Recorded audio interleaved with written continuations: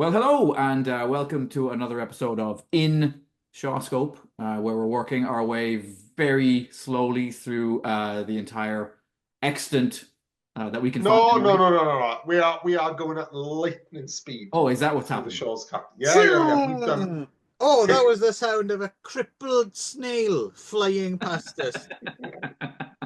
So, we are up to the year 1964, and we are going to talk about three films that King Hu was involved in making for Shaw Brothers. Two before he left the studio, and one that he wrote but was made long after he left. Excuse me, Nick. Yes? King who? Why don't you fill us in? Because I don't know nearly as much about him as either of you do. Are you saying maybe you weren't the right person to do the intro? Absolutely, I was not the right person to do this. But I'll say this. So I hadn't seen any of his films before this episode, right? Oh, okay. So you have a very... So I'm absolutely new to this. I had listened to your episode on Okafus where you talked about Come Drink With Me and Golden Swallow, which... No, I won't go there. But my wife actually literally asked me, she was like, oh God, how is cum spelled?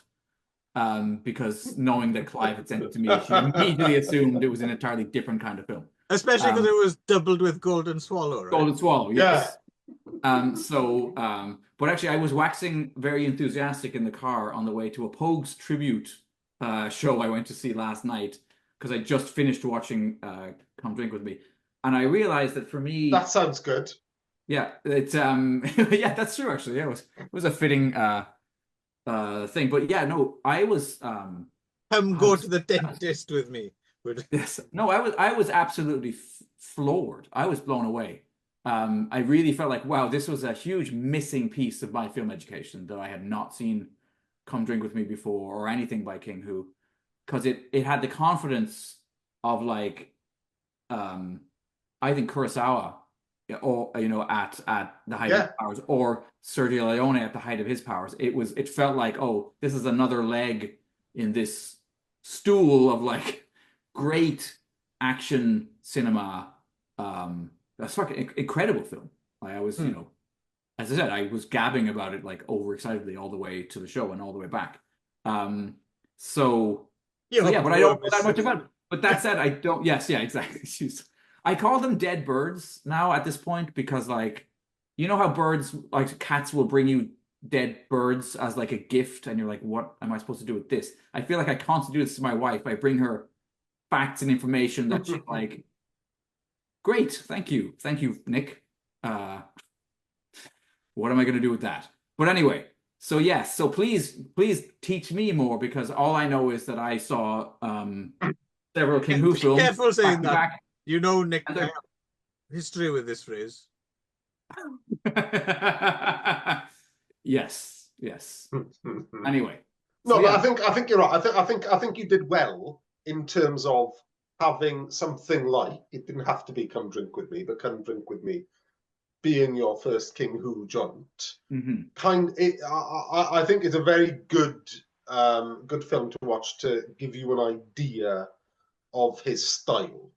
Right? Yeah. It's very, very distinct style as King Hu. And Come Drink With Me and probably Dragon In are the kind of, I think, distinctive flags of his style. Yeah. Well, even more, we'll be spinning off in not when we got to Dragon In, where we'll get to Dragon In as well, right? Because I was just off air. I just had to correct Darren that we hadn't actually done it before on the show, and so we'll be mopping that up in a not show, because King Hu is sorry about that, Clive. Sorry, I feel bad. It's going to keep me up tonight, to be honest. How wrong I was. Well, just a cautionary tale of hubris, I think. Well, that's right, Clive. Yes, that's right. You should never, ever, the gods will punish you for your hubris. That's right. All I'm saying. That's right. So we will be doing some more King Hu, because I know we keep but the thing is, once you get to King Hu, the three films we're going to talk about today, we're talking about them because they're at Shaw, and especially because Come Drink With Me is missing just because we talked about it before. This isn't really very like if you were to watch these three, I don't think you would quite get why King Hu is considered kind of a fantastic filmmaker, right? I mean, I would disagree with you only on Sons of Good Earth. Oh, okay. But we'll get to that. We'll get to right, that. right. Yeah. But you know what I mean? None of them. Well, maybe you disagree with me more than I think, but I don't think none of them would be a King Hu classic. No. Right. Maybe Sons of Good Earth, but we'll get there. Okay. Yeah, okay. So, so we'll start with so King Hu was an actor for a bit, and of course we saw him in what did we watch with him? Was he in Love Etern? We saw him in for sure. And he's in isn't he in the first one we did? Isn't he in what's the first one we did on ShawScope? Were you waving at? Sorry, that was an I thought it was a memory. sneaky. You said to someone, if you watch the podcast, I'll sneak in a wave at you, and no one will know where it was. Well, it's a Masonic, secret Masonic thing. See, so it's what that has to do with is fingerhead. That's like that's proof that you know the identity of Jack the Ripper. Yeah. Right. Yeah. Oh, sorry, I wasn't supposed to. Definitely not. Was I? Yeah. Anyway, no. Empress. He's in the Love Etern. He's in Empress Wu, which we saw as well. Well, he was in Empress Wu. Red Chambers. That was his name. What's the one where he's kind of it's early on. Oh, it's the no, it's Diao Chan. Diao Chan is what I believe. Anyway, he was in some stuff. Okay. Anyway, yes. And he wrote the script for Bride Napping. Oh yes, yeah, okay. So we have had previous with him, but this is officially his directorial debut. Although some people claim that he was very much under the wing of Li Han-shang, right? For this story, which makes sense because this didn't scream King Hu to me. And no, and he never does another opera film, right? This is his only entry. And there's not much that differentiated it from the other Kwang Mei operas that we've watched. Like I didn't think, oh, now this is. No, but neither. But neither. I would say neither would this leap out as a Li Han-shang joint either. It's not. It doesn't seem to be in his style either. You know. Well, yeah, but at least I don't know. How can I say, King Hu? My image of King Hu, you know, not yet. But when you look back after the work he does after this, I know it's a kind of phrase that people bridle at now, but in lieu of anything else, like he's got that auteur thing going on, right? Where you can tell, and he's saying this, and Li Han-shang, we definitely have an appreciation for him now, but I think he's less in that category and more a solid filmmaker, but who could follow a template, right? And this Story of Sansui is very Shaw Kwang Mei opera template, isn't it? So I can see how I mean, it's a more experienced hand at it would have guided King Hu along, if you see what I mean. If that, you know, I find that easy to believe, even though King Hu wrote it. Yeah. But I think you're right. I mean, this is almost ridiculously textbook, this film. Right. It's good quality, right? It's good quality, production values, directions, lovely. Everyone looks lovely. Betty Lotte's in it. We all love Betty Lotte. But it's kind of,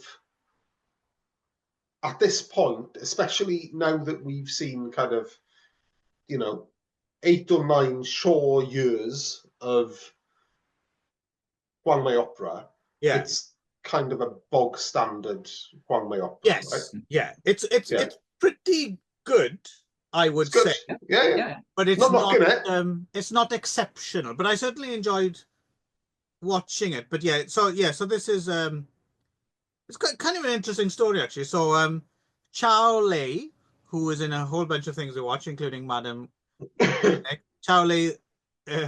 I mean, I've grown to quite like Chow Lei, but he does seem to have only one facial expression, right? Yeah, but I think he's kind of like he's like the Richard Gere or like Colin Firth of this era of like Shaw. Like he's kind of this. Yeah, that was my reaction to Darren.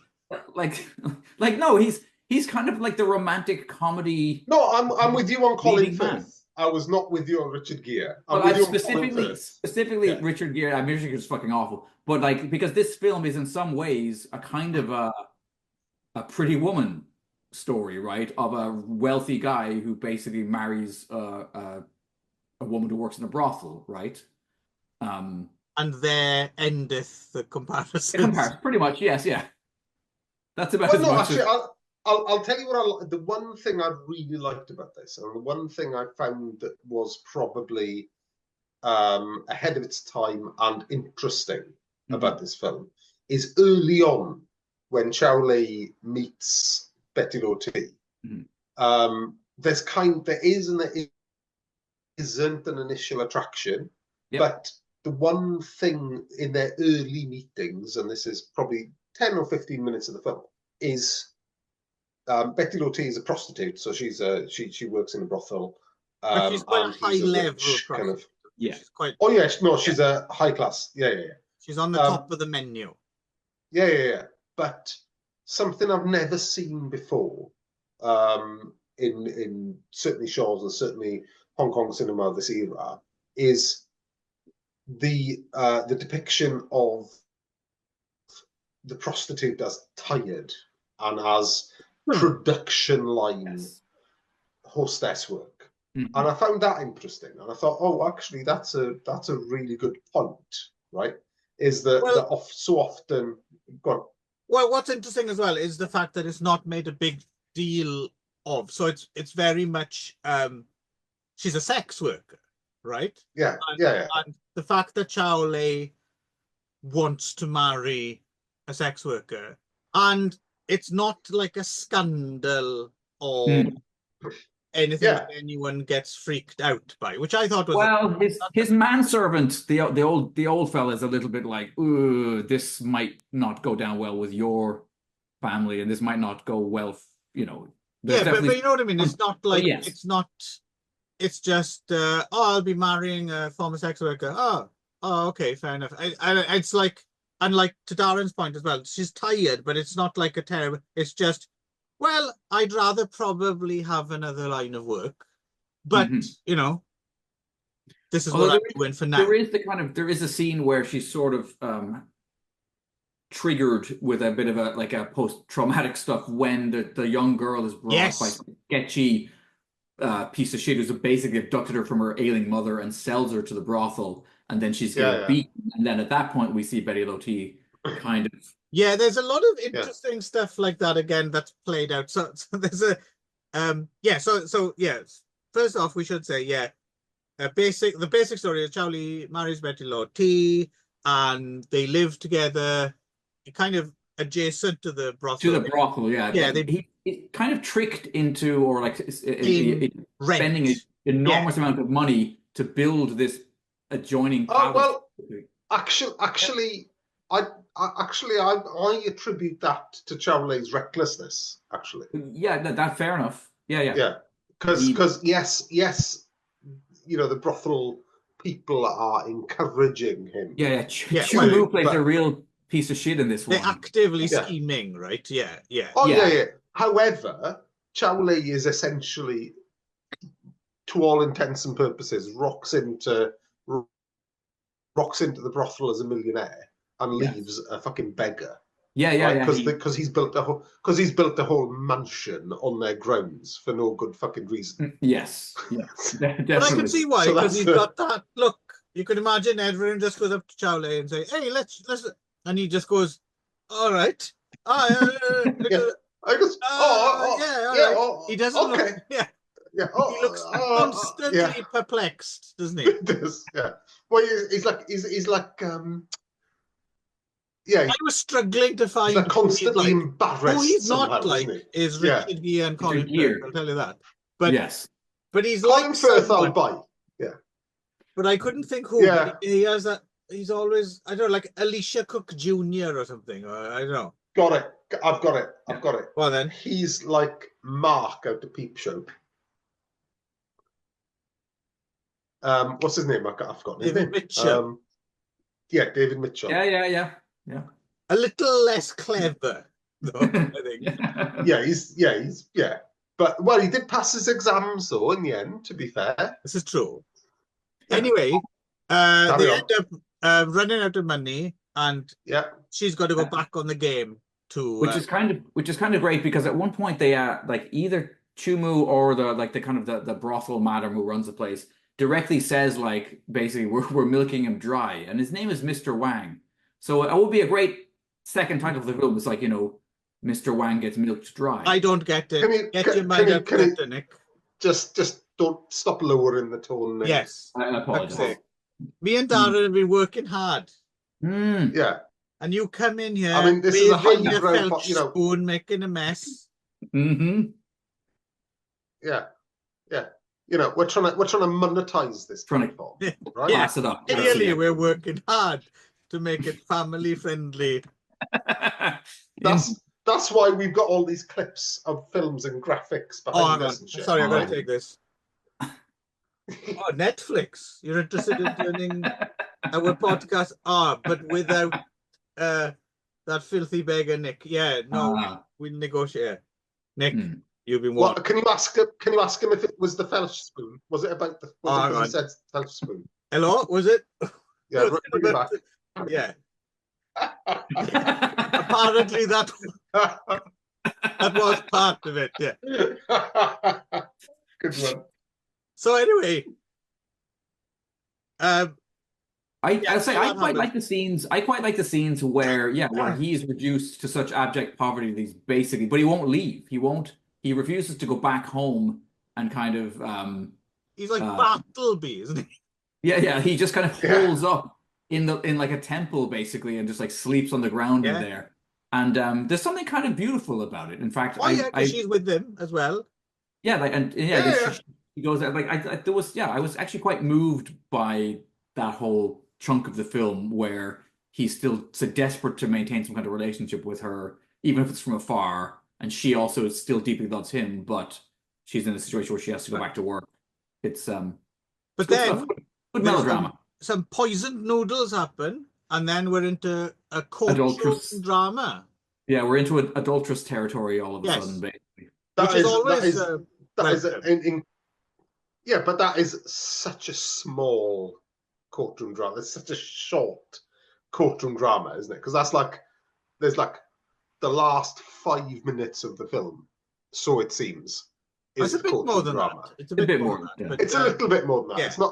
We're not far off, though. We're not far off. I was wondering who is the sidekick of the brothel madam, like when they're being interrogated in court. So there's like the main, and then there's like her handmaiden or whatever. She was cute. Mm-hmm. Yeah. Oh yeah, with a little pigtail. Yeah, I was trying to figure out who she was. I like the look of her. Let's seek out other things she might be in. But yes, so interesting. We're talking about the kind of I'm fascinated by this the depiction of the sex work, because on the one hand it's progressively kind of no big deal, but then on the other hand they never really kind of go into detail exactly what happens. You don't see any shagging or anything, which is clearly more of a censorship thing, I'm guessing. However, there's a few little bits which are just like, in context, you're like, ooh. So there's a bit where she goes back on the game, or just about she's before to, and some old customers turn up, right? And they're looking to basically spend the night with her or whatever. And she's like, no, because I'm married now or whatever. And one man one of the potential customers who's outraged, his line of dialogue is, "But I've known her since she was 8." Yeah. Mm-hmm. But that's the other thing, isn't it? Is that this whole, so when we were talking earlier about her witnessing a child being sold in a brothel. Yeah. Mm-hmm. So that child keeps turning up. Yeah. She does, yeah. Doesn't she? Yeah. She's like doing massages. Yeah, like yeah. Massages I mean, on yeah. Yeah.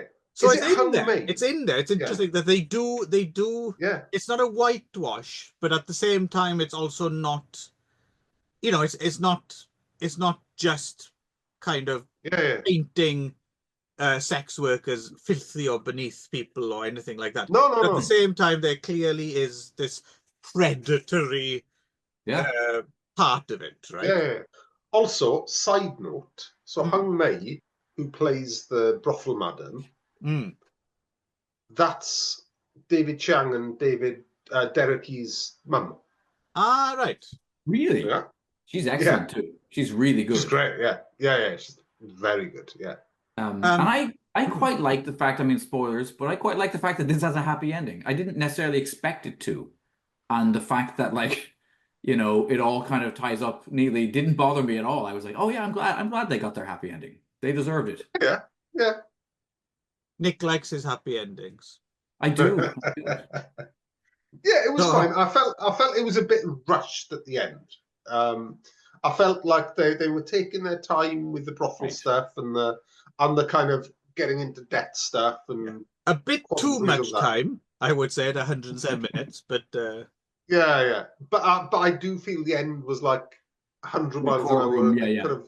Could have done with a little bit more. Yeah. It's not a bad little film, though. It's not a bad little film. And I can imagine if it's your first Huang Mei opera, it would be a pretty good, this is interesting. But the novelty of that has worn off for us now, so we're kind of just faced with what the film is, right? Yes. Yeah. But also, if it's your first King Hu film, his style is not really. No, it's not representative. I would say. No. Also worth mentioning, Chen Feng, who's in this film. Always glad to see Chen Feng. He's in every Shaw Brothers film. Yes, so speaking of men with kind of one facial expression, but he somehow brings. He brings a depth, and anyway, he was also an assistant director on this. Yes, and he didn't do much. But I looked it up. He's only ever directed, as far as I know, one film. And that film is The Double Crosser, starring Jimmy Wang Yu. Yeah. Interesting. I didn't clock that was him, actually. I've never seen Double Crosser. I've seen it 100 years ago, and it's the one with the double knives where he does lots of knife fights, if I remember correctly. Sounds good. I think so. Yeah, I think so. I've only seen it once, and it was a long time ago. But yeah, we'll get there. So, are we moving on? I think so. Yeah. As in the words of that fine pop song, we're moving on up, moving on down, moving on something. Nothing can stop me. Who's that then? Pop quiz. Some cunt. Correct. No, actually, I don't know the answer. So I was hoping you would. Is it it's not Boney M. No. It's not Boney M. It's Boney from Trapdoor. No, M people. M people. M people. That's it. I'm quite impressed, Darren. It's Boney M people. Yes. I'm quite impressed until I forget, of course, back in the day, Darren had the M people poster, the M people t-shirt. Yeah. Concert. How many times? 4, I think. At least. They used to play Dublin Castle before they got famous. Right.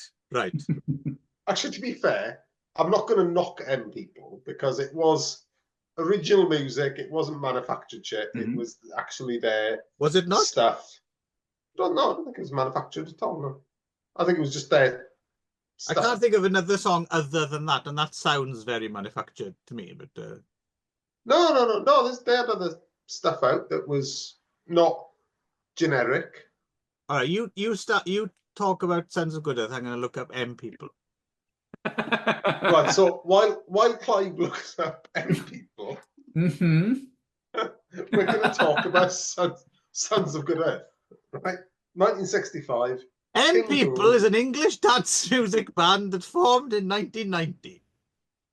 The name M People is taken from the first letter of the first name of band member Mike Pickering, who formed the group. Not Mike Pickering. Yes! None other than Mike Pickering. Oh, very good. Has he directed any films? Hang on, I haven't got that far down. I'll get back to you. So, I'm gonna say something so because the next two films are obviously related thematically, right? They're both about the resistance, the invasion of China by the Japanese. Heather Small on vocals, Mike Pickering keyboards and programming, as well as Paul Hurd and someone called Shovell on percussion. Shovell with 2 L. Well, look. Yeah, I mean, that's not a bad name for a drummer, is it, really? It's not, no. Session saxophonist Snake Davis provided saxophone for the bands on songs such as Moving On Up, as we mentioned, and Search for the Hero. That's it. You've got to search for the hero inside yourself. Searching the thing. And you're saying this was not manufactured. You've got to search. You standing by this? Yeah. All right. I don't know. I am actually guessing, but you know. You don't say. No, my gut says they weren't manufactured. Anyway, enough of your nonsense, Nick. Let's get back to Sons of Good Earth. Okay. Excellent. So yeah. I just wanted to say that I realized that I know far more about like the partisan resistance in Europe, like in Italy, in Germany, in France, than I know. I know next to nothing about the resistance in China. And so for me, also had Shovell on drums, I believe. Oh, good one. And then the other thing that for me was like, and this is a really effective thing, I think, actually. Like setting up the film in such a way that you introduce this whole community in a kind of tenuous pre-war or pre-invasion situation. You guys have seen Threads? Oh yeah. Just people answering the phone in the office and loading up bottles of beer, and then all of a sudden there's a fucking Holocaust. There's something about that's really, I think, really an effective thing, but also slight, like on the radio in the background there'll be a mention of like, oh, something serious is going on someplace, or Raymond Briggs's Where the Wind Blows has the same thing as well. However, I should stress just before you go too far with this, I think comparing the subtlety of Threads, I'm not sure if Sons of Good Earth subtlety is. But I'll tell you what. Hang on. I mean, is Threads that subtle, really? When it gets going, in terms of that, like, drip feeding of information. Oh yeah, okay. But this is straight out the gate, kind of. Yes. I know what you mean about setting up characters before something happens, but and giving us a sense of what the community is before it's under this occupation. But the other thing that was actually really jarring for me was watching it, because it begins with like all of this kind of like the locals are like, oh, we need to boycott Japanese goods and like down with Japanese imperialism, and then there's other people who are like, don't worry. So it's all be fine, it's all hype. And like just you may be aware, but living in Canada right now, there's a massive boycott of American goods because of the threat and the actual tariffs, right? And there's all of this reference to like the American president has been referring to our prime minister as Governor Trudeau rather than Prime Minister Trudeau, as though it's a fait accompli, as though we're already the 51st state. And interesting times. So like watching this was kind of like, oh, how seriously should I be? Because basically I've been hand waving it away and being like, well, this is all ridiculous bullshit. But then to watch it in the movie, it was like, oh fuck, should I get it? Should I be like? I mean, the beginnings of an authoritarian state should always be taken fucking seriously. Yeah, right. Yeah. You know, as a segue from our regularly scheduled programming, they're fucking deporting people for free speech these days. Yeah. Right. Yeah. Which is this dude on the Syrian, I think, dude who was protesting Palestine. Yes. They just fucking disappeared him. Right. Yeah. First Amendment. And people aren't seeing it. So if we're seeing it, then we talk about it. Yeah. So anyway, that whole opening part of the film was really more resonant than I wanted it to be right now. I was like, oh, holy fuck. This is this is what it's like to live in a country next to a country where the leadership has gone batshit crazy and are making threats, direct, open threats. Weird stuff. Although the film does start, they're already under occupation, right? It's just that they're making their way north. I don't think so. It seemed to me like at post 9/18 incident, right? So I think it's just it is. They are under China. occupation. They are okay. All right. Yeah. But obviously, wherever they are, they can boycott Japanese goods wherever they are. Like that seems like it's. Well, it seems like it's a soft occupation and a not very well kind of. I don't know the history any better than anyone else, but it seems like the film begins with kind of a soft occupation, and then all of a sudden it's an invasion. So instead of a and then it becomes the early days of the core prosperity sphere. Yes, sphere. Yes. But so we got a couple of sign painters. Our hero Peter Chen-ho and his sidekick Lee Kwan, and we've got Betty Lo Tin again as a sex worker who's rescued by, which has kind of been trafficked. This is her real life husband? Yes. The actor who plays her who she marries him in the film too, but apparently that was her real husband. Yeah. But it's also she's not really a sex worker, is she? Because she's almost isn't she? Right. Yeah. But she's essentially kidnapped from somewhere, we don't know where. Yeah. The whole intro is she's trying to either escape out the window or kill herself out the window. Yeah. And Peter Chen-ho sees it and talks about it. Yeah. End up getting married. Now, of course, you want to get behind the underdogs. Although I have to admit, if you're trying to protect your missus from the traffickers who have kidnapped her, I'm not sure if throwing a huge wedding feast in which everyone in the area is invited to is the best way to remain incognito, right? So I was kind of a bit like, when they turned up, I was a bit like, well, what you fucking expect? Yeah. It's a bit like what's her face? It's a bit like if Anne Frank suddenly decided to hold a birthday party and was surprised when the Nazis caught them. We could hear the party poppers through the wall. Keep it on the down low, I think. Yes. Fucking Anne Frank, stupid she was. Anyway, Nick, that's disgraceful. Don't say things like that. I did. Especially when you throw your voice and make it sound like I said it. Yes. Oh, Nick, why'd you say that? And put your hand up my bottom. Actually, I don't mind that bit.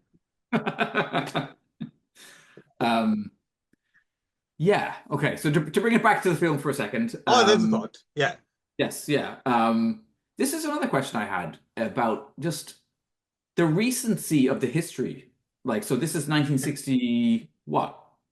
1965. Five, right. And it's about events that it's not even 30 years, right? Yeah.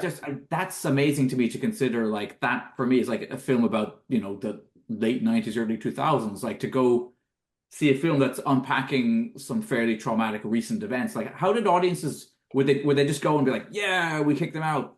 Or would there be more like, oh, fuck, I remember this. Like, this is Well, but if you think about it, it's kind of interesting. In the UK, for example, though, we were making war films straight away, like immediately, as if we hadn't had enough of war.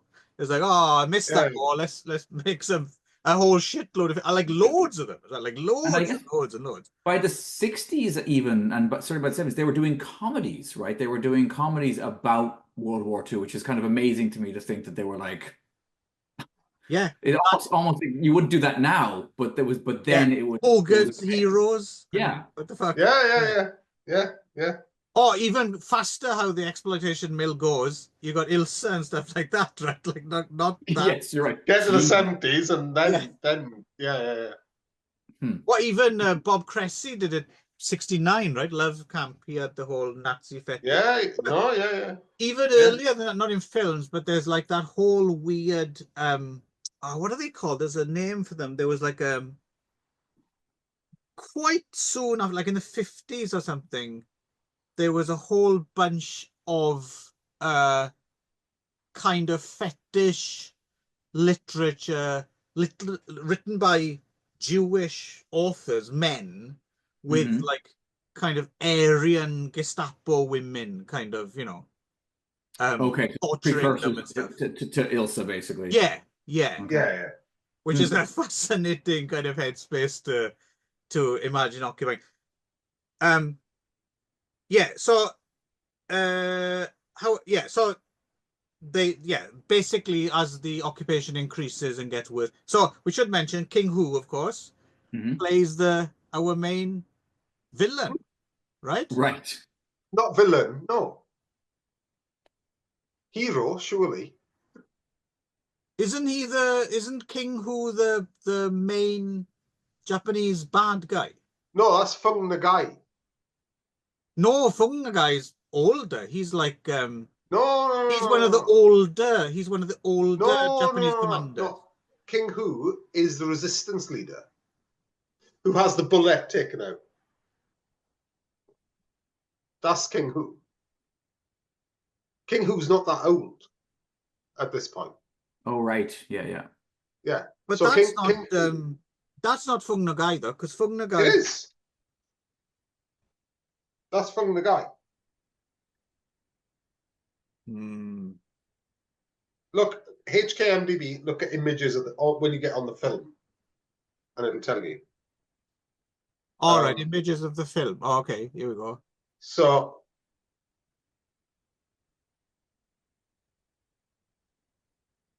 riveting. Yeah. Riveting podcast material, this. Should we have a whistle while Clive's looking that up? Yeah. Well, you carry on. You carry on. I'm still looking for images of this the main kind of Japanese villain, and I'm not seeing it. Okay, it's Feng the guy. No, I know. I keep telling you, Darren, we didn't do Dragon in. Look at Feng the guy. He's already fat and old and specs. That's not the main Japanese villain. He is the Japanese. That is the main Japanese villain. No. The main badass one. That's not him. He looks like a toad. He's much younger, the main one.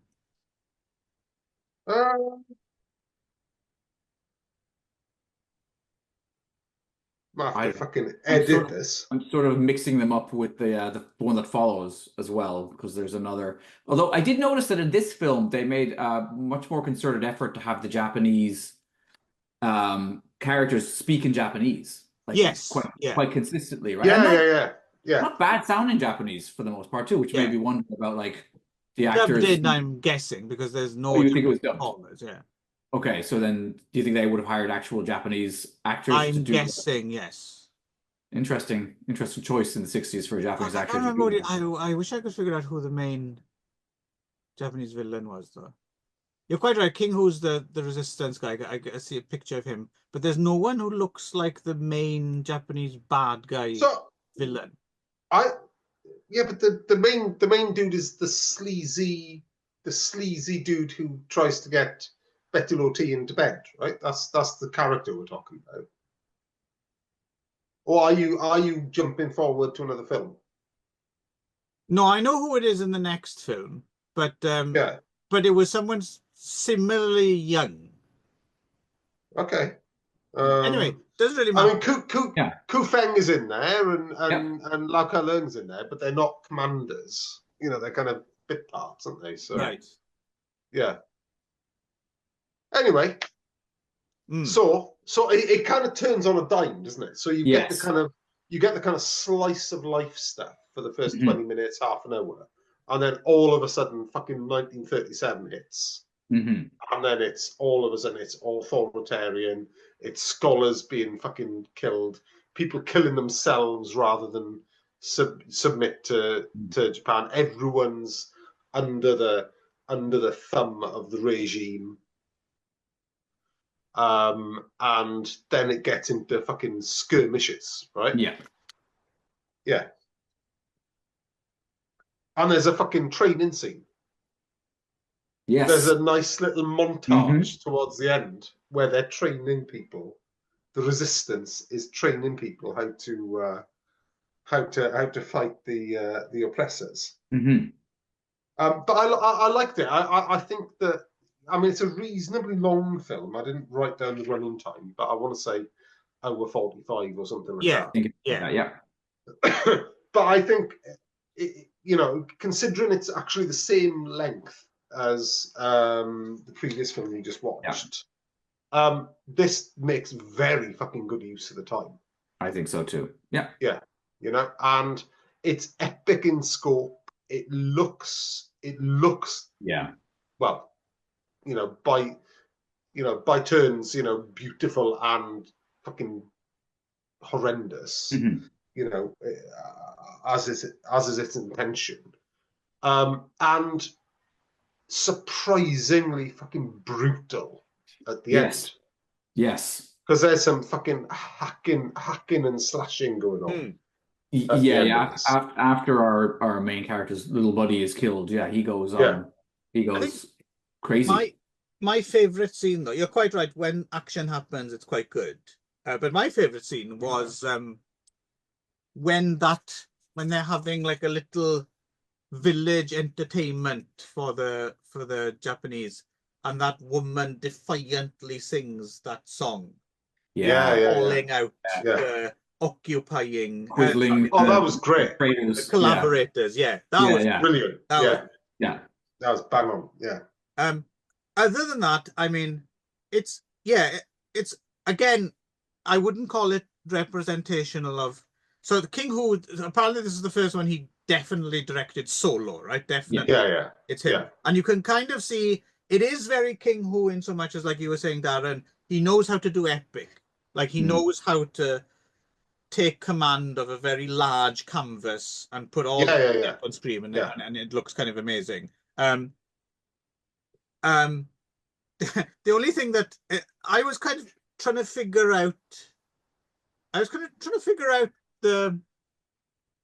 so it's interesting when you consider Hong Kong as a colony and the film industry and how it goes, like how it's gone back and forth over the years.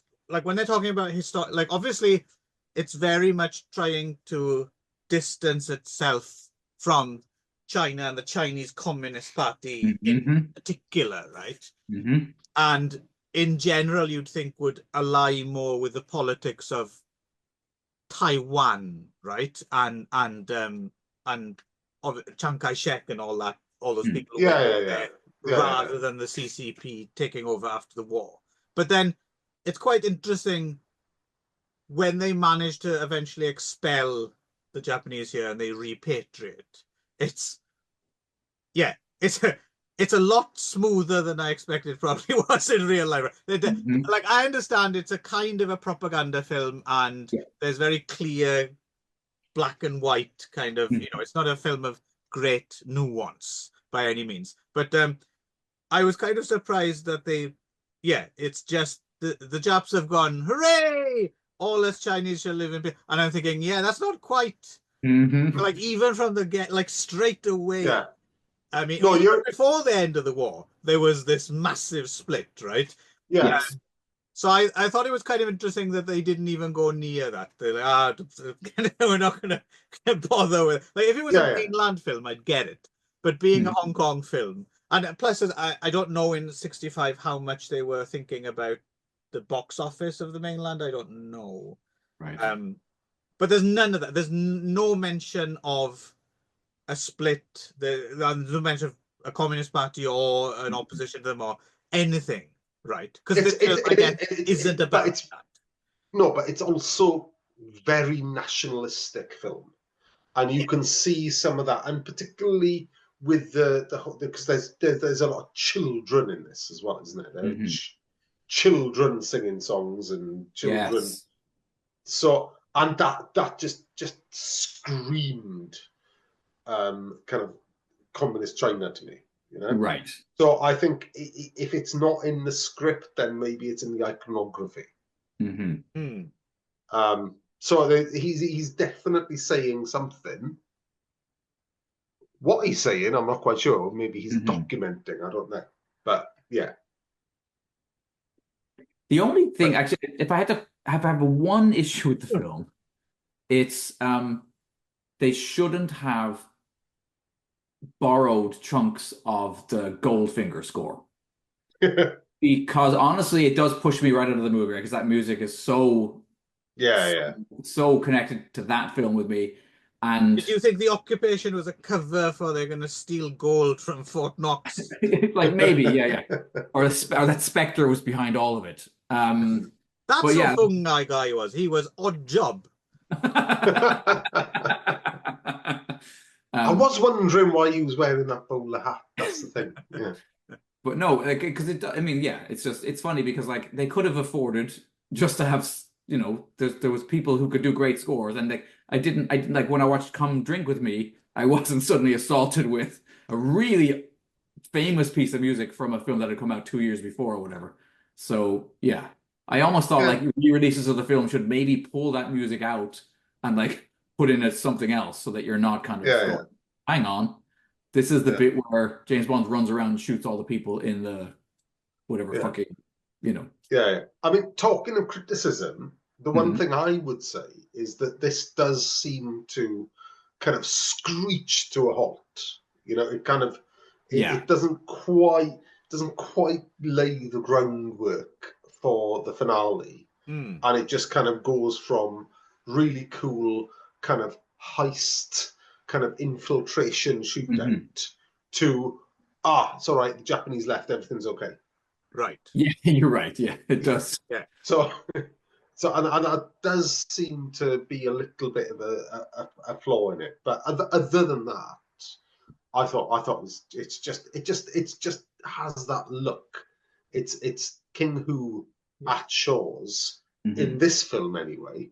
Not necessarily the last one, but this film certainly just nailed epic. Right. Just right. It is an abrupt ending. Yeah. I mean, they didn't even wait for Richard Harrison to leave frame before. Well, that's right. Yeah. I mean, it's like you can just see the Garfield phone swinging.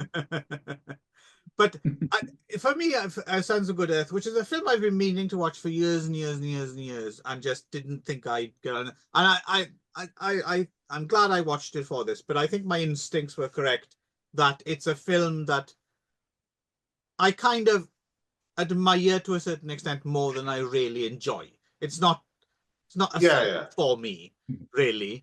But for what it is, as you know, it's perfectly serviceable, and it reminded me a lot of basically just like a Hong Kong version of a patriotic American war film, or something like that, right? It's just and perfectly serviceable in that regard, right?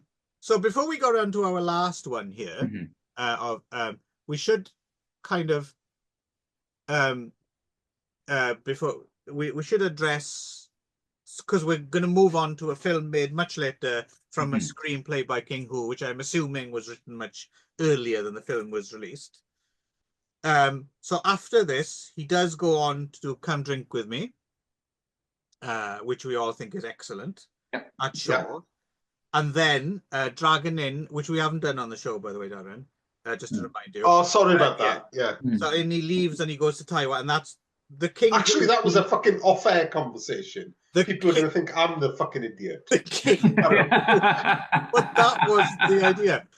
The king who we know, that's very much the king who people celebrate now is very much the independent move to Taiwan king who, you know.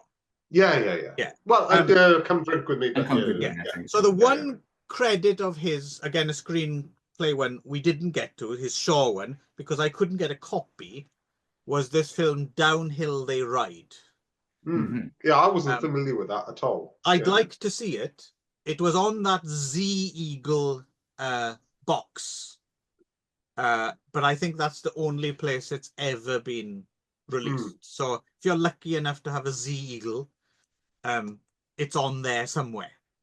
Okay. Yeah, please talk to us about that.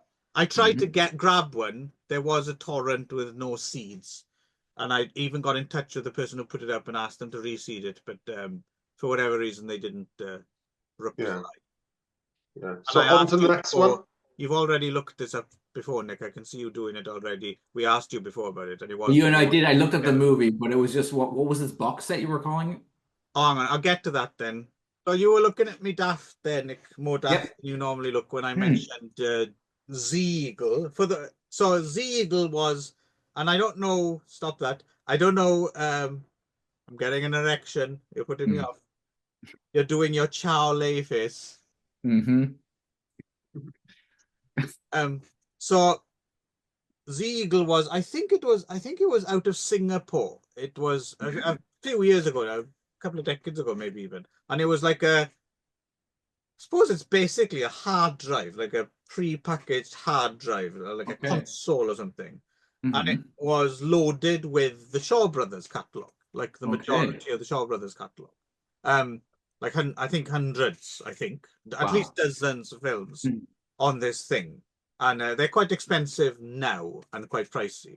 But since a lot of the stuff on there, because this was pre-HD, so you can get a lot of the stuff now upgraded. But there's still some stuff that stubbornly has never come out on any other format. So yeah, if you've got some spare, and they do turn up as torrents every now and again. I'm sure you've grabbed one here and there. But yeah, I couldn't get Downhill They Ride, but it is on that Z-Eagle set. And what's the premise of it? Do we know? Like, what kind of film is it? There's these people, and there's a hill, and they what's the word I'm looking for? Ride in a particular direction, maybe downwards, I think, and that's all. Yeah. So it's a bandit. It's a bandit film. I'm looking it up right now on Letterboxd. Yeah, that's what I said. Yeah. Okay. But we haven't seen it, and we haven't done Dragon Inn on the show either, Darren. So Heroes of the Underground. Oh, I'm sorry about that, Clive. Yeah. Fucking get your act together. That's all I'm saying. Yeah. So who directed this, Clive? Pao Shui Li. Yeah. That is a director I'm very familiar with. Yes. That I have never learned how to pronounce the name of. Well, neither have I, clearly, but I had a go. Yeah.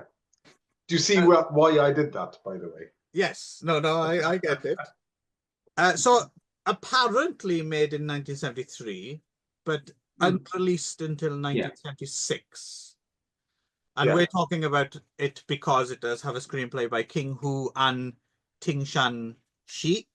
Yeah.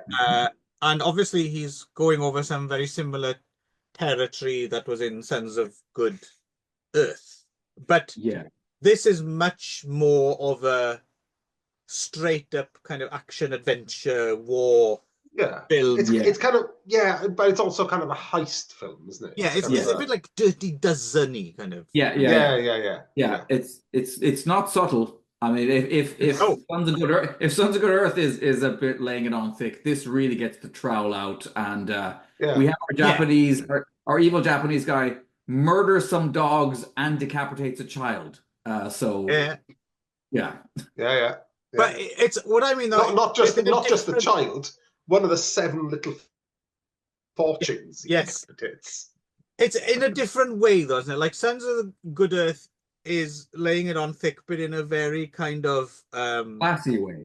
classy Hollywood way. And this is just more of a straight up exploit. And even though the nationalism in there, it's in a different way because in it's just so we have a loathsome villain, isn't it? If you see what I mean. Like it could have been if it was a period film, it could have been an equally loathsome Chinese villain, right? But seeing as this is the setting, this is the way to go, right? So in some ways, it's less obviously propagandistic, but it's mining that territory in a slightly for different thrills in a slightly different way, right? So basically, so our hero is Ling Yon, who's someone I wasn't that familiar with, I have to admit. He's kicking about Shaw's in the early 70s, isn't he? Yeah. He's kicking about because he's in not The Delinquent. What's it called? The Criminals or something? What's it called? He's in one of those. Yeah, I don't know when we haven't got there yet, and I haven't private viewing, I haven't watched them yet. So I haven't seen a lot of them. So but he's good. He's very good. He does good villain. No. He's the hero. That's. Oh, sorry. I was thinking Frankie White, wasn't I? Yeah, sorry. Yeah. Oh no. Frankie Y. Wang is our puppy shooting hero, and he's got a good look at this for this. Also, interestingly enough, in 1979, he directed one film, Lewd Lizard. I know. Yeah. Well, that's we're gonna get there. We're gonna get to Lewd Lizard. I've got a copy of Lewd. I've had a copy of Lewd Lizard for years and years and years and years, and I really want to watch it because, as far as I understand, it's basic. It's like Killer Snakes or something, right? But it's with lizards, and lizards crawl inside women and shit like that, right? Like it's right up my alley. But I have the shittest quality copy you can imagine. I think that's the only one out there as far as but we're gonna get there. Oh, we will. We'll cave in. Lewd Lizard keeps coming up as well because there's a lot of talent involved in. Yeah, there is. Yeah. Lewd Lizard. So we're gonna. So hero villain. He's the underground resistance, and even lets his own son be killed, right? To he's a hard ass for sure.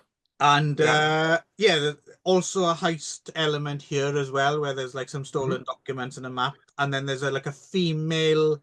She turns out, you think she's a bit of an Ilsa type, but spoilers, turns out she might be playing for the other side. There's a lot of that kind of double agenty stuff. She's quite sexy with her little kind of like 70s looking. It's a very 70s, 1940s, 30s for sure. Yes. It's big lapels and flares in the 1940s. Yeah. Yes. When Y1 starts listening to that Iron Butterfly LP, I was a slight. Yeah, that's it. Yeah. Suspicious. Well, because it's just occurred to me, but actually, she dresses quite a lot like Evel Knievel, doesn't she? She kind of does, yes, because it's all white. With some blue stars on it, I seem to remember. But anyway, it's full-on action, adventure, heisty film, and there's lots of shootouts and things, and it's quite good fun, I would say. Yeah. I mean, it's not very King Hui, but no, not at all. Well, actually, that's it is. It's not King Hu, it's King Hui. Right, I suppose. There we go. As film critics, we like our stupid little puns. Oh yes. I do like. So this one, the Japanese are all fluent speakers of Chinese. They don't even do the Japanese thing in this at all, do they? Except for when they need to swear, because suddenly, whenever they need to swear, it's all like "baka." Yeah. But except and then everything else is Chinese. Yeah. And I tell you who I really liked in this is one of the old fellas.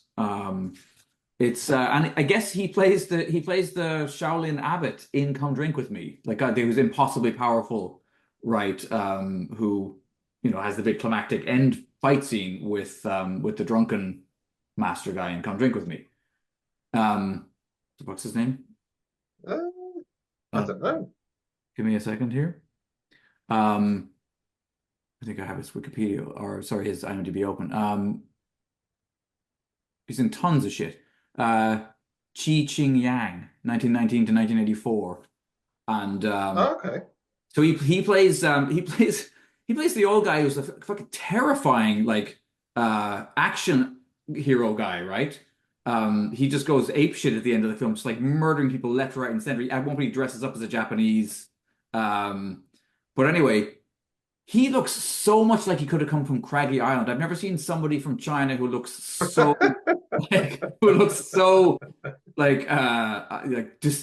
just disheveled fucking countryside Irish, like broken capillaries in the nose, just bloated alcoholic face. Yang Chi Ching, you're saying? Is that what you're saying? Yes. Yeah. But yeah, he also is the Shaolin. He was also, wasn't he in Sansue as well? He was Yes. the guy, he was Master Shen, the one who bought and kidnapped her, the one who says, I've known her since she was 8. Yes, yeah.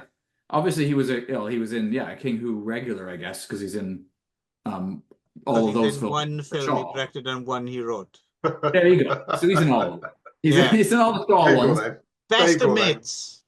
Well, okay, you know what though? But for Shaw, I mean, how many is he in the other one? He's probably in every Shaw film ever, like most of the Shaw. That is, he is. Yeah, that's true. Yeah.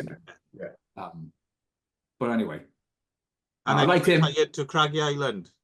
That he did. He did indeed. But yeah, I said, I mean, it's good for what it is. It's a fun little, and it's short, which I appreciate. It's not. Yeah, it's nice and short. It's I mean, Ching Lee's very good in this. I would say. Mm-hmm. Ching Lee is It's very much a programmer, this one, isn't it? But it's it's not. Yeah. It's not one of their best, and it's not one of their worst at all. But it's fun enough. I'm glad we watched it. You were saying about Darren Pao Xue Li as well. We should probably kind of expand on that a little bit. And the reason we know him mainly is because he co-directed quite a few films with Chang Che, didn't he? He did a shitload with Chang Che in the early 70s. It's quite interesting as well. So I was looking him up. I remember when I was watching some of the very first film he directed, I think, didn't get completed twice, apparently. Is that Delightful Forest? No, because Delightful Forest was finished, and Delightful Forest is fucking great, and we're going to get to it. Have you not seen Delightful Forest, Alan? Yeah, I've seen Delightful Forest. Yeah. So why did you think I was talking about a film? Yeah. Anyway. I thought Chang Che finished it. No. What I mean, there was a film that was totally abandoned. Yeah. There was. Sorry. There's a film called The Drinking Night, which apparently started once, never completed, started again, and still didn't complete. Which I'm wondering, what is that? Why maybe he was paired with? But he made Oath of Death. Yeah. And Finger of Doom by himself, and then he does all these things with Chang Che. Yeah, I've never seen Finger of Doom. That looks interesting. Yeah. The reason me and Darren love Pao Xue Li, if he'd have done nothing else in his life, he directed. What did he direct, Darren? He directed Battle Wizard, which I haven't seen. Yeah, no. Nick. Nick. Stay away from it. Don't. Okay. Wait. Okay. We'll get there because we want to watch Battle Wizard with you. Okay. And we've never done it for Foods, which is unusual for us. That's we're saving that. Plus, I'm also hoping against hope. I don't think it'll happen because the thing about Battle Wizard is nuts and it's fucking great. But it's only about like 77 minutes long or something. Yeah. And it jumps about like a motherfucker. So we've always suspected it might have been pre-cut or something at some point. Yeah. So I'm hoping against hope that by the time we get to 1977, which will be in about the year 3000, there'll be someone will discover. Yeah, we'll be doing Battle Wizard after we've come out of cryo freeze. This is in our head 2576 in a series of jars with pipes attached. I'm planning on recording those episodes like remotely while driving a buggy through the desert with a Mohican. Nice. Yeah. But anyway, we'll get to Battle Wizard. I will attend via Ouija board, I think. And you will, if you don't like Battle Wizard, Nick, I would be. You're gone. Amazed. That's it. He's sacked. Yeah. Sure. Yeah. And you're already on. You're already. Thin ice, apparently. Yes. With all your questionable content, but no, it's great. But yeah, I do wonder if one day someone may, and if they do, great, we'll watch that. If not, we'll just watch because there is a certain charm to the choppiness of the 77-minute version as well. I don't know if I want it's good enough. A longer one, right. Yeah. But it's also seems like it's the first of its kind as well. Battle Wizard. Yeah, no, doesn't it? It seems like it's and it's a film that definitely does not get enough love. Okay. No, I think there's a lot of love for Battle Wizard. I very rarely hear people talk about like 5-element ninja or something, or and they these things. Maybe because as far as I know, it maybe not had a blue yet. No, it hasn't had a Blu-ray. Definitely not. Otherwise, I'd own it. Right. But it was in the Celestial batch. Yeah, but I still don't. People don't go to it as like you got to see that kind of because it is peak. But I think because it is, yeah. But I think it's because it's because it's short.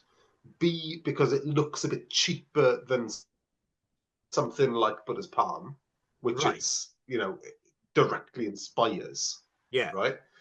But I think people see it as a little bit sleazy and a little bit so bad it's good. Shall we save this for when we do it? Yeah, we're going to save that for when we do it. So let's get back to the film we're reviewing. Well, I'm done, but you go ahead. Yeah, I'm probably just about done as well. Anyway, there is a version of Battle Wizard in a place that I frequent that seems to be it's the same length, but it does claim to be fairly high def. It might be off telly or something. It's a web download. Yeah, I'm sure there's a HD out there. But I'm just saying, it hasn't had an official blue with bells and whistles. No. Been on the set or anything like that. No. Okay. But I did enjoy whatever the fuck this film's called. Heroes of the Underground.